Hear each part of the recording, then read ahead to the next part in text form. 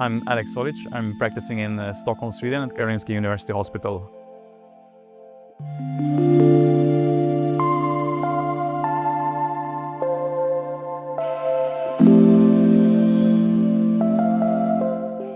The SBET concept actually is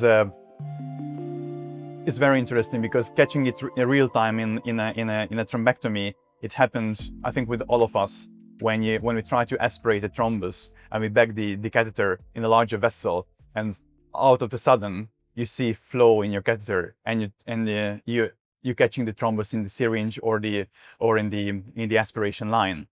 And what it means that flow around the catheter helps you to push your thrombus inside the catheter and aspirate the catheter inside. So it means that you don't always want to oversize your catheters, and you don't want to always oversize the catheter compared to the vessel. So you need to keep some flow helping you pushing the thrombus inside the catheter and eventually to the aspiration line and out of the body.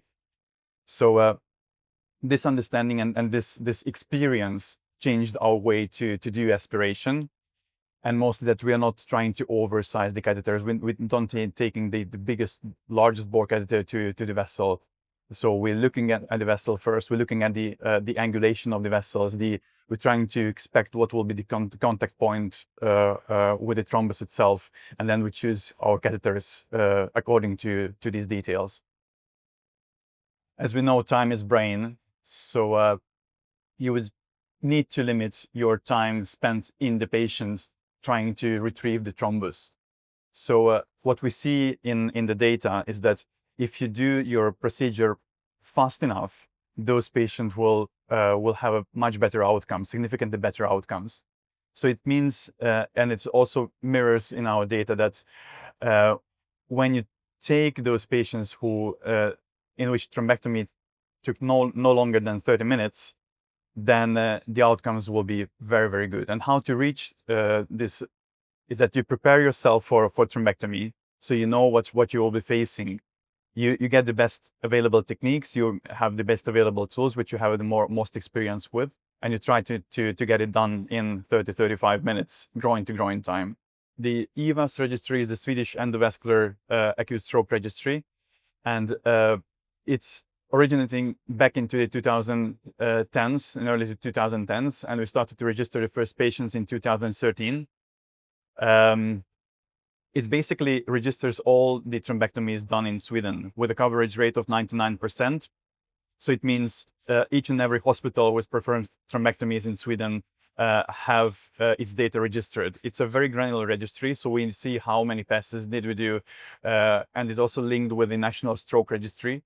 So we see all the demographic data, and we see the procedural data. And we learned a lot in the last 14-15 years from this data set. So we can learn a lot about our own procedures and comparing our own procedure and procedural times to our peers, and we also see the outcomes. So having this registry really boosts our understanding about how we use and which types of technologies are efficient, or which type of technologies are not so efficient, so we can compare them always. What we can clearly see from the registry data concerning the SBET and the aspiration is that when we compare the aspiration first strategy with any other strategy, then we see that we are faster and we are yielding better results. We see a lot of coming papers on it that already with the CT examination before the thrombectomy, we have a lot of information about the anatomy, about the clot radiomics. So we can choose our best tools to extract the clot with the best possible success rate.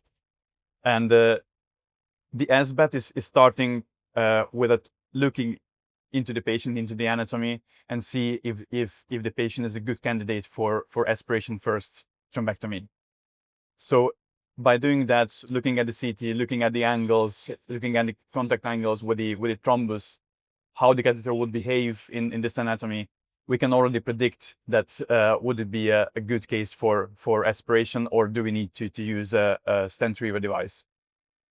So I think looking into the future is more or less that we would be able to predict which technique use first, and then when we're already there, then we can use advanced aspirational techniques like cyclical aspiration to extract the clot with higher efficiency.